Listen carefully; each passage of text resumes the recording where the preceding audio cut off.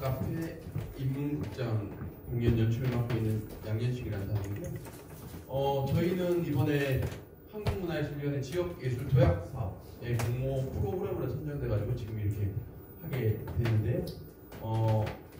저기 보신 것처럼 인문특강모 공연 라이브 테마투가 어우러지는 고품격이라고 했지만 고품격인지 아닌지 저품격인지는 여러분들이 판단하시고 저품격이라고 생각되면 그냥 고품격으로 생각해 주시면 됩니다.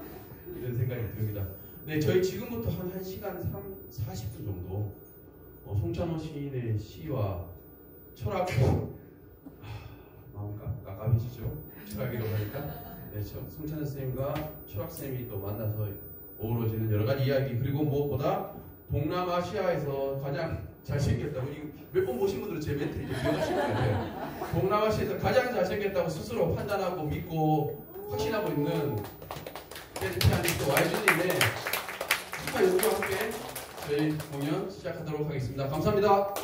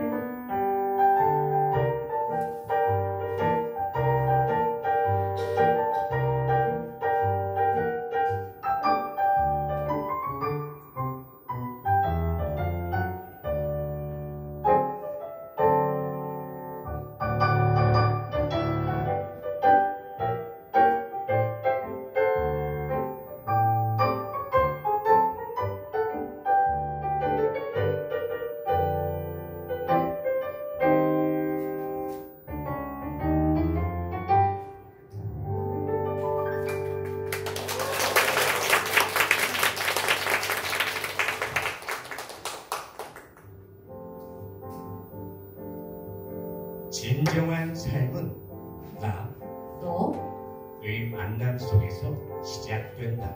진정한 관계는 나 안에도 너 안에도 있지 않다. 오직 사이에 있다. 마르틴 부버. 웃음은 새로 태어나는 세계의 목소리다. 미하일 바흐치. 진정 자유로운 인간은 노래할 줄 아는 인간이다. 프리드리히 실.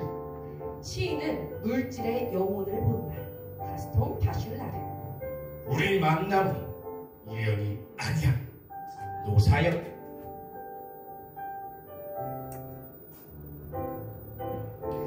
여러분은 혹시 콩이나 망치, 냄비가 말하는 소리 들어보신 적 있으신가요? 또는 나무와 새가 대화하는 소리 들어본 적 있으신가요? 오늘 입장하신 이곳은 아주 특별한 공간입니다. 모든 존재가 자신의 이야기를 펼치고요. 그러면서 존재감을 뽐냅니다. 일상에 익숙한 세계의 문을 닫고요. 아주 작고 사소한 존재들이 주인공이 되는 그런 사진관입니다. 이곳에서 모두 살아 움직이고 새로운 공간을 여는 주인공들이 됩니다. 자, 바로 여기에서 고양이와 아이의 시선을 따라서 약한 것은 강하게, 슬픈 것은 기쁘게, 그리고 평범한 것을 위대하게 만드는 놀라운 장면이 펼쳐질 텐데요. 저는 오늘 이 사진관에서 철학이라는 렌즈로 우리 곁의 존재들을 새롭게 안내하려 합니다. 자, 네. 이제부터 1시간 반 동안 시인의 마음, 그리고 또 배우의 목소리, 그리고 뮤지션의 선율과 함께 딱딱하게 굳어있던 우리 마음속에 의미를 떨쳐버리고 말랑말랑한 시간을 갖도록 하겠습니다. 그러니까 이제부터 고정관념의 안전벨트를 잠깐 풀어두시기 바랍니다. 이제 곧 상상력의 급커브가 시작될 테니까요. 자, 그럼 이제 지금부터 세상에서 가장 특별한 사진관의 문을 활짝 열겠습니다.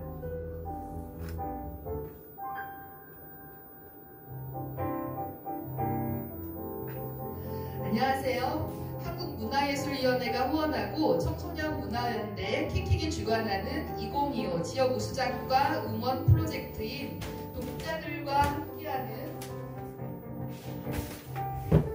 문학 ING 일환으로 진행하는 인문극과 낭독 공연, 라이브 연주, 테마틱 토크가 어우러지는 고경 문학쇼 4인 4색 문학카페 임광장 지기를 맡은 저는 상경대 부속여고 철학교사 권희정입니다.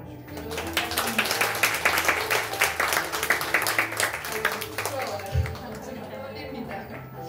추석 연휴 잘 보내셨나요? 그리고 맛있는 음식도 많이 드셨나요? 오늘 이렇게 명절 연휴 끝에 맞물린 주말에 이렇게 귀한 시간 내셔서 여기까지 와주셔서 정말 감사드립니다. 오늘 제가 여러분에게 소개해드릴 작품은 이번 예술위원회 지역예술도약사업에서 충북문화재단이 추천을 받은 송찬호 시인의 5번째 도시집 고양이 사진관입니다. 고양이 사진관은 예술위원회 지역예술도약사업에서 출판그룹 상상이라는 곳에서 출간됐는데요. 출판사와 언론에 나온 책 속에 잠깐 보실까요? 송찬호의 동시세계는 현실과 환상을 자유롭게 넘나든다. 일상과 겹쳐져 있는 환상의 이야기는 우리가 그동안 주목하지 않은 것들로 눈길을 돌리게 하고 사라져가는 동심을 불러온다. 일상과 현실에 숨어있는 마법과 마술 이야기가 숨가쁘게 펼쳐진다. 조금 더 눈에 띄었던 건 인터넷 서점, 블로그 등의 일반 독자분들이 남긴 솔직한 소감이었는데요. 그중 하나만 소개할까요?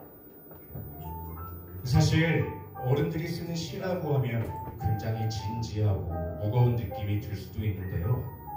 송강호 시인의 동시 하나하나 읽다 보면 너무 기발하고 엉뚱하고 재미있어서 아이와 함께 웃음코가 터지는 순간들이 있습니다. 나이가 40이 넘어도 아이와 같은 감성으로 웃을 수 있더군요. 송찬호 작가님의 언어 세계는 아이와 어른이 동시에 동심의 세계로 빠져들게 해주는 마법과도 같아요. 송찬호 작가님의 시를 읽고 나니 평소 보던 사물들에 대한 시선이 달라지고 평범한 일상에서 특별함과 소중함이 생기게 되는 느낌이 드는 것 같습니다. 네, 이 독자 소감에서 저는 마법, 웃음보, 동심, 특별함, 기발함, 엉뚱함 이런 단어들이 매력적으로 다가왔습니다. 특히 40이 넘어도요 아이와 같은 감성으로 웃을 수 있었다고 하니까 더 호기심이 생기더군요. 사실 송찬호 작가님은 한국문학에 관심 있는 분들께서는 동시보다 시로 더 많이 알려진 분이죠. 1989년에 등단하신 후에 여러 개성 넘치는 시들을 많이 발표해서 사랑을 받았고 상도 많이 타셨어요. 김수영 문학상, 동서문학상, 미담문학상, 대산문학상, 애지문학상 이상 시문학상 등 이름만 대면 알만한 국내 여러 문학상을 수상하면서 작품의 우수성을 인정받아오셨는데요. 문화체육관광부가 추진하는 한국문학번역 지원 사업대상으로도 선정되셔서요. 해외 독자들한테도 작품이 많이 소개되셨다고 합니다. 그래서 중고등학생들한테도 익숙한 분이시죠. 작가님이 발표하신 시들이 교과서, 참고서, 문제집 종종 등장하고 있다고 하는데요. 참고로 올해 6월에 고2 학생들이 치렀던 연합 모의고사에서도 송찬호 시인의 고래의 꿈이라는 시가 시험 지문으로 나왔다고 하더라고요.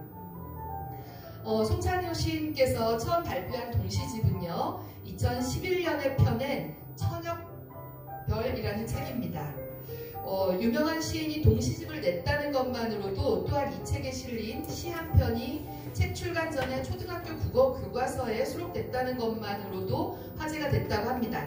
작품성도 크게 인정을 받으셨고요. 안도현 시인은 추천사를에서 동시도 시가 되어야 한다는 오래된 숙제를 가까스로 풀어냈다. 한국 현대 동시집 가운데 가장 많은 절창이 여기 들어있다. 이렇게 극찬을 하셨다고 합니다. 송찬호 시인은 평소 동시 소재를 아이들이 겪는 일상생활에서가 아니라 본인이 살고 있는 집 뒤 산속 그 숲길에서 산책을 하면서 찾아내실 때가 많다고 합니다.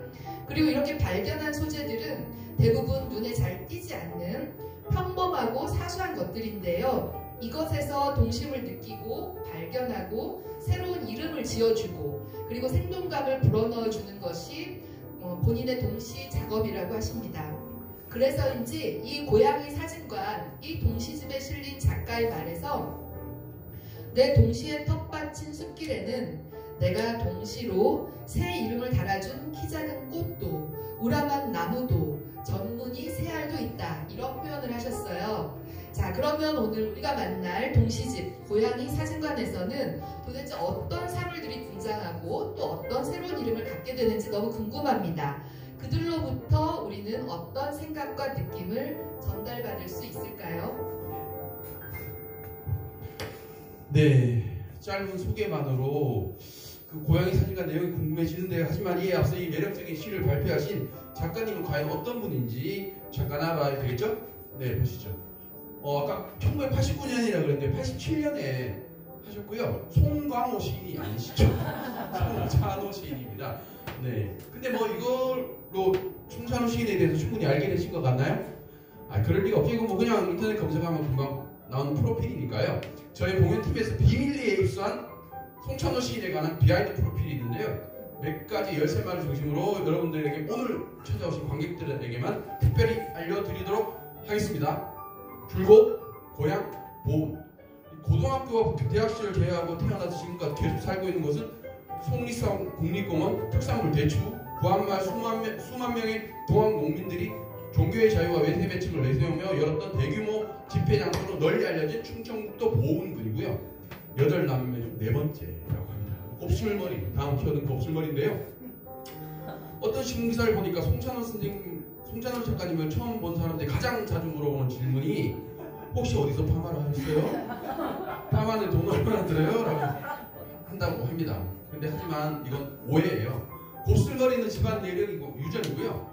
퍼머는커녕 샴푸도 안 하시고요. 늘 세숫비누로 감고 빗질도 안 하시기가 굉장히 오래됐다고.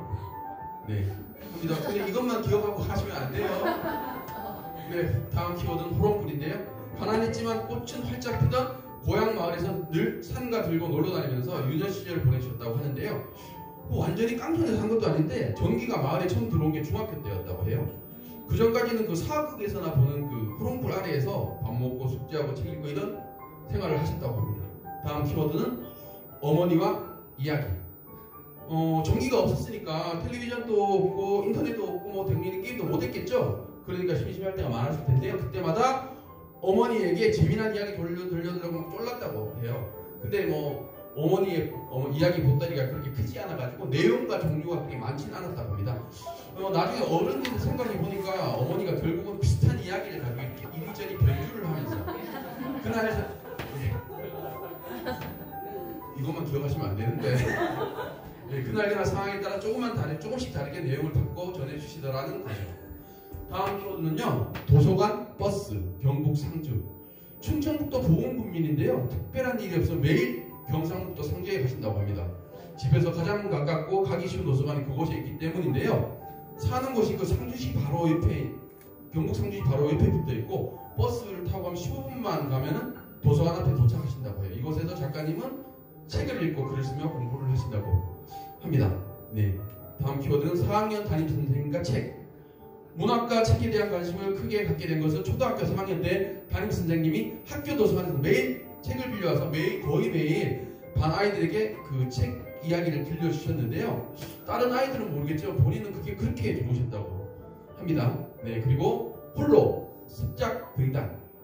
대전에서 고등학교 다니던 시절에 학교를 오가는 길에 헌책방이 있었는데 거기서 교과서에서나 보는 되게 유명한 시인들이 잡지에 그 시가 실린 걸 보면서 그 시를 읽어보면서 시가 참 좋구나 이렇게 느끼기 시작했고요. 그 후로도 계속 좋아서 읽었는데 심지어는 군대에 본인이 읽고 있던 시집을 갖고 가서 경계 근무 서고 잠 안 자고 그거 보고 뭐 그런 생활을 많이 하셨다고 해요. 그래서 20대 중반 이후에 이제는 나도 시를 써봐야 되겠다라고 자극을 확 받았을 때가 있는데 그게 바로 언제냐면은 그 무렵에 읽었던 그리고 지금 또 글이 막히거나 막 이렇게 읽으면 되게 자극이 되고 이거 지금 읽어도 새로운데 이렇게 느껴지는 우리나라 시인들의 여러 훌륭한 문학 작품들을 보면서 자극을 받았다고 합니다. 그리고 특이한 건 보통 시인이 되려고 그러면 뭐 국문학을 전공한다든지 뭐 강의를 듣는다든지 스승을 모신다든지 지망생들끼리 서로 합평을 한다든지 그래야 되는데 그런 시간 없이 작가님은 오로지 누구의 도움도 없이 홀로 쓰는 과정을 거쳐서 당당히 등단에 성공했다는 건데요. 어떠세요? 송찬호 선생님 대단한 것 같지 않으세요? 네. 그럼 뭐 우리가 해야 될 게 뭘까요? 박수 한번.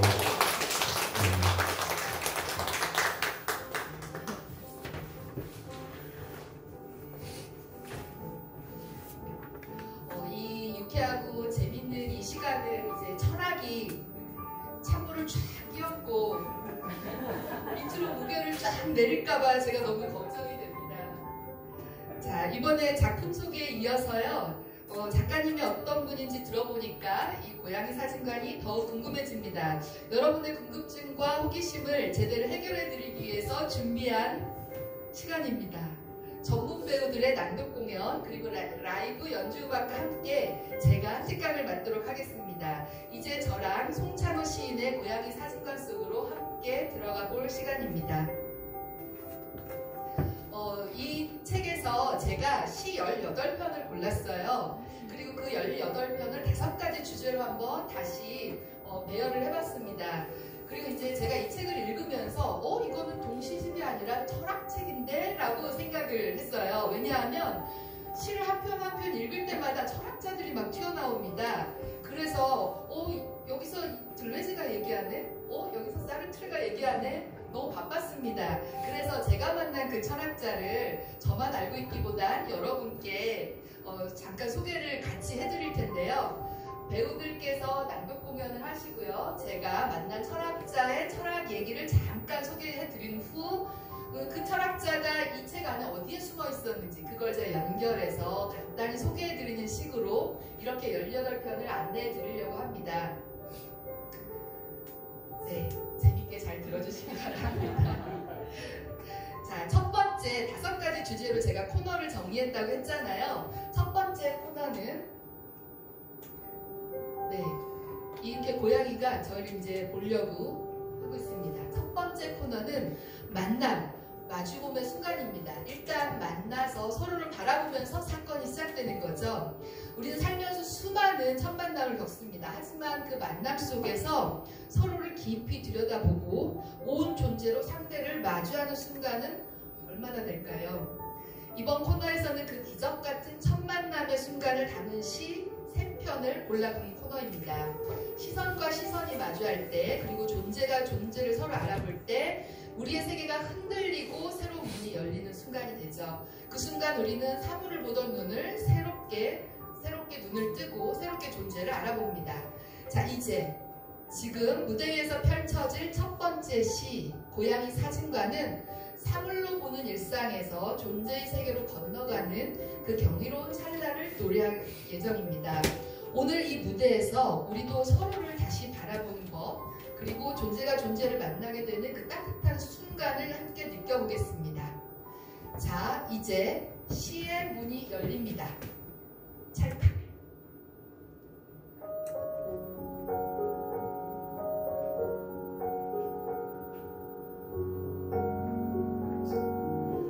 고양이 사진관으로 사진을 찍으러 간다. 사진 찍는 의자에 앉아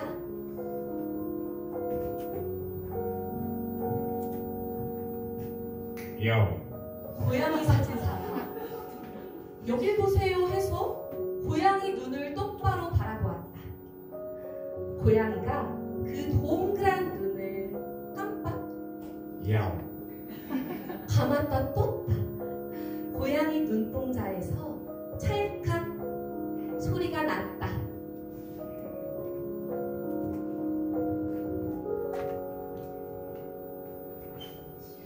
제가 이 시에서 만난 철학자는 부버입니다. 마르틴 부버요. 독일의 철학자입니다. 독일의 이 철학자 마르틴 부버는 신학자이기도 해서요. 철학자이자 종교학자이기도 합니다. 부버의 대표 개념은요, 만남 그리고 관계입니다. 부버는 모든 인간의 삶을 관계를 중심으로 해서 다시 재해석을 했는데요. 인간은 존재는 관계 속에서 드러난다. 그리고 모든 참된 삶은 만남에서 시작된다. 이렇게 얘기를 합니다. 그래서 우리가 다른 존재와 다른 사물들을 어떻게 만나는가를 분석을 해서 두 가지 종류로 나눴습니다. 하나는 나와 사물의 관계로 만나는 거죠. 이것을 나 그것의 관계라고 합니다. 나 그것의 관계는요, 내가 주체고요, 상대를 대상화합니다. 그래서 상대를 마치 소비자가 상품을 고르듯이 분석하고 이용하는 방식으로 대합니다. 이거는 상대를 도구로 보는 거고요. 내가 상대를 결정하고 맘대로 이용하려는 태도로 접근하는 그런 일방적 관계입니다. 그런데 인간과 인간 이런 존재로 만나면 안 되잖아요. 그래서 진정한 좋은 만남, 좋은 관계는 무엇이냐? 서로의 존재를 그 자체로 목적으로 그렇게 대하고 만나야 한다고 합니다. 바로 그렇게 형성된 관계가 나와 너의 관계인 거죠. 그게 바로 인격적 만남입니다. 이 나와 너의 관계는요, 상호적이고요. 서로 대화를 통해서 존재 전체로 너의 모든 것을 그대로 받아들이고 인정하는 그런 관계입니다. 이게 바로 사랑이나 우정이나 또는 신과의 관계일 때 우리는 상대를 수단이나 도구, 이용가치로 보지 않고 그 자체로서 있는 그대로 받아들이게 된다는 거죠. 우리가 다른 존재, 다른 사물들을 나, 너의 관계로 이렇게 만날 때 우리의 삶이 변화할 수 있다. 이런 만남 속에서 우리는 새롭고 참된 삶을 살 수 있다. 이게 바로 마르틴 부버의 이야기입니다. 자, 그럼 이 부버의 눈으로 고양이 사진관을 한번 볼까요? 제가 고양이 사진관 이 시 안에서 만난 부버는 이렇게 얘기하고 있는 것 같습니다. 고양이 사진관에 들어갔더니 우리는 보통 인간이 사진을 찍고 온 고객을 피사체로 맞이하죠. 그런데 이 사진관에서는 고양이가 사진사고요. 들어선 아이가 피사체가 됩니다. 그래서 사진사와 피사체의 관계가 인간과 동물에서 전복이 되는 거죠. 우리의 고정관념이 깨집니다. 이렇게 전복되면서 고양이가 여기를 보세요 했고요. 아이가 그 다음에 어떻게 했느냐? 고양이의 눈을 똑바로 바라보았죠. 이건 서로가 서로를 응시하는 관계입니다. 이 응시를 통해서 내가 너를 그대로 받아들이겠다. 나와 사물의 관계가 아니라 나와 너, 인격과 인격의 만남이 상호적으로 형성이 된 거죠. 그래서 이 관계성으로 서로가 이 사진관 안에서 만나게 된 거고요. 서로는 서로에게 수단이나 타자, 도구가 아니라 그 존재 전체로 자신을 다시 만나게 하는 그런 관계가 되었던 거죠. 고양이 눈에서 찰칵 이렇게 소리가 났잖아요. 이 찰칵은 관계의 순간이 영원히 되는 바로 그 소리입니다. 그래서 타자에게 대상으로 존재하는 게 아니라 네가 나를 보았고 나도 너를 보았고 서로를 응시하면서 서로의 응시에 대해 부름에 대해 응답하는 찰칵입니다. 그래서 이 고양이의 눈, 혹시 고양이의 눈 보신 적 있으신가요? 갇혔다 띄어지죠. 바로 이 부분에서 저는 너무 기발하다 이렇게 생각을 했습니다. 깜빡 눈을 감았다 뜨는 게 사실 고양이의 눈을 그대로 형상화해서 시적으로 표현한 거죠. 이거는 바로 서로가 서로를 받아들이는 대화의 순간입니다. 그래서 열림과 닫힘을 통해서 응시와 반응, 그래서 서로가 관계의 존재로서 스스로 너와 나의 관계로 들어가게 되는 거죠. 이것이 바로 존재의 대화입니다. 자, 우리의 스마트폰에는 찰칵의 순간이 많은가요? 아니면 도구의 순간이 많은가요? 관계의 찰칵은 점점 사라지고 있고요. 내 스마트폰에는 점점 관계의 찰칵이 아니라 서로를 수단으로 이용하려는 그 가치를 사무로 하는 그런 찰칵이 더 많아진다면 우리는 너무나 슬플 겁니다. 그래서 내 마음속 앨범에 이 관계의 찰칵을 차곡차곡 쌓을 때 나의 삶도 더 풍성해질 수 있다고 생각합니다. 그래서 부버가 한마디로 정리하죠. 진정한 삶은 나와 너의 만남 속에서 시작한다. 자, 우리 모두가 이 무대에서 벌어지는 앞으로 남은 17편의 시를 이 찰칵의 순간을 만드는 과정으로 생각하시면 좋겠습니다. 자, 그러면 이제 다음 무대로 한번 걸어가 보겠습니다. 이번 시는요, 우리 아가 눈동자입니다.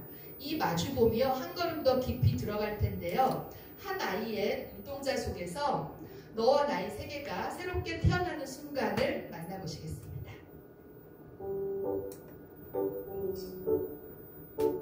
힘차게 뛰어노는 말을 처음 보고 우리 아가 눈이 동그래졌어요.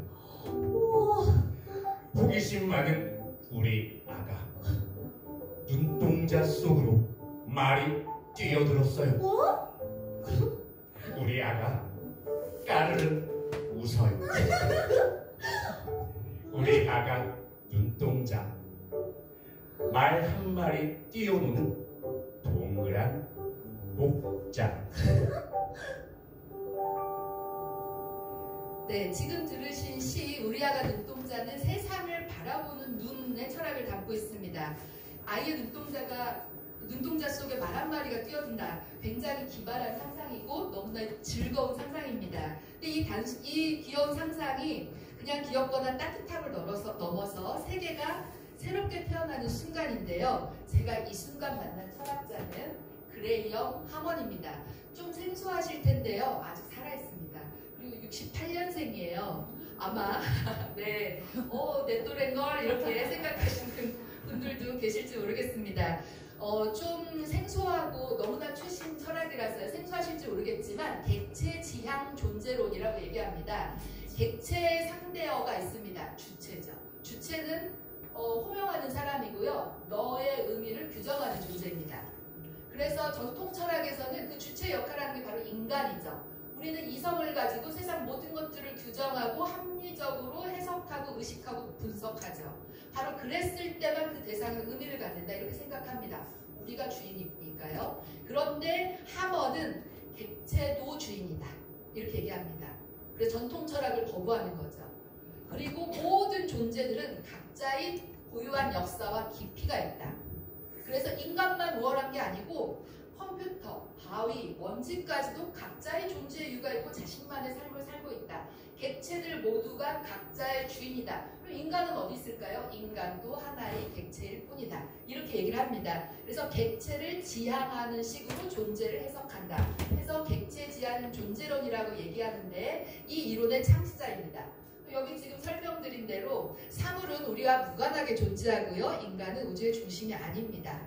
그래서 사물 스스로가 우리의 의도와 무관하게 자신만의 자율성을 갖고 있고요. 모든 사물은 모두 평평하고 동등한 지위를 갖고 있다. 이렇게 얘기합니다. 그래서 그동안의 철학은 잘못했다는 거죠. 너무나 인간의 지위를 올려놓고 다른 모든 사물들의 지위를 낮춰놨기 때문에 이 현실에 다양한 현대사의 문명병들이 생겼다. 그러므로 철학은 이제 인간의 자리를 좀 낮추고 그동안 소외되고 무시받았던 다른 사물의 존재들의 지위를 올려야 한다. 이렇게 말한 게 바로 그레이엄 하먼입니다.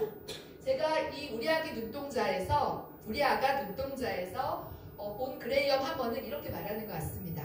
말이 아가의 눈동자 속으로 뛰어들었죠. 바로 이게 인간 중심 인식의 해체입니다. 우리는 보통 인간이 말을 본다고 생각하죠. 하지만 말이 뛰어들었어요. 말이 주체가 되고 이 순간은 아이가 객체가 됩니다.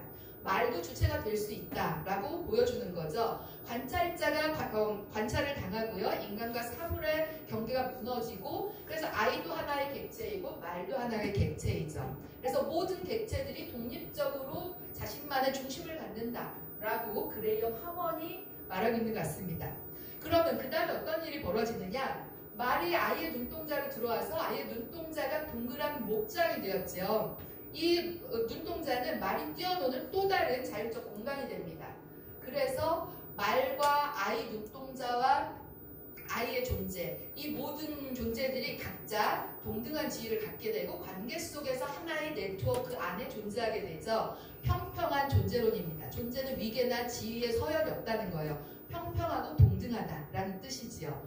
마지막에 이 순간을 아이는 어떻게 받아들이냐? 까르르 하고 웃습니다. 말과 아이 사이에 존재가 접촉이 되면서 이 접촉 속에서 감흥이 일어나고요. 그리고 바로 이 순간을 까르르 웃음이라는 미학적 표현으로 승화시켜 주셨습니다. 이렇게 아우리아가 눈동자 속에서 인간, 자연, 사물이 대등하게 서로를 비추면서 공존하는 세계를 이 시가 표현했다. 이렇게 생각했습니다. 시인님 앞에 두시고서 둘이서 제가 막 이렇게 저 혼자 막 그 춤추는 것 같아서 손도 하고 죄송하고 네 떨립니다. 네 그냥 이제 뻔뻔하게 계속 이렇게 나가보겠습니다. 네 이번에는요 첫인사입니다. 관계가 태어나는 첫 순간 만났잖아요. 가문했잖아요. 둘이 서로 인사를 하겠죠. 이 만남의 문턱에서 존재들의 이야기가 펼쳐집니다. 꽃눈과 딱새가 서로 마주하는 장면 속에서 존재와 존재가 서로를 인식하는 첫 숨결을 함께 느껴보시겠습니다.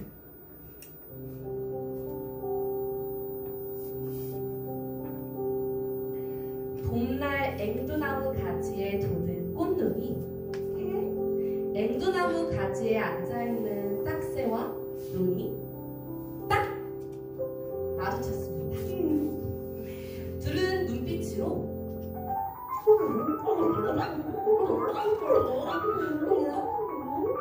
신호를 보냈습니다. 이러한 인사법이 꽃눈은 좋았습니다. 딱새도 딱 좋았습니다. 네, 지금 들으신 이 시 첫인사는 관계가 태어나는 바로 그 찰나의 숨결을 포착한 작품입니다. 봄날에 앵두나무 가지 위에서 꽃눈하고 딱새가 눈을 마주치는 장면, 바로 이 짧지만 이 안에 만남의 그 시작, 기원이 담겨 있습니다. 이 둘은 서로 분석하지 않고요. 누가 먼저 왔나, 누가 먼저 자리를 잡았나 이런 거 따지지 않습니다. 그리고 눈이 마주친 그 자체로 이미 서로 어떤 기운을 느끼고요. 서로 해석 불가능한, 우리는 불가능한 어떤 신호를 주고받습니다. 서로 통한 거죠. 제가 이 순간 만난 철학자는 이 사람입니다. 질 들레주인데요. 20세기를 관통하는 철학자입니다. 프랑스고요. 들레즈 철학의 핵심 개념은 차이입니다. 차이. 이 차이가 염두에 둔 대립작 개념이 있습니다. 그건 바로 동일성인데요. 이것도 전통 철학에 대한 비판에서 출발합니다. 그동안의 철학은요, 모든 존재와 사물을 규정하려고 해요. 인간은 생각하는 존재다. 인간은 합리적 존재다. 인간은 세계의 주인이다. 이런 식으로 규정을 하고 고정시킵니다. 그래서 모든 윤리의 근원이다. 이런 식으로 규정을 하게 되면 인간은 그 규정에 맞춰서 살아야지만 인간다운 존재가 되는 거죠. 그래서 이렇게 생각하는 이 아이덴티티, 이걸 동일성의 철학이라고 얘기해요. 그런 방식을요. 그것은 너무 인간을 답답하게 하고 억압한다. 이거는 사물의 진리가 아니다. 그러면 세계는 어떻게 존재하느냐? 차이로서 존재한다. 이렇게 얘기합니다.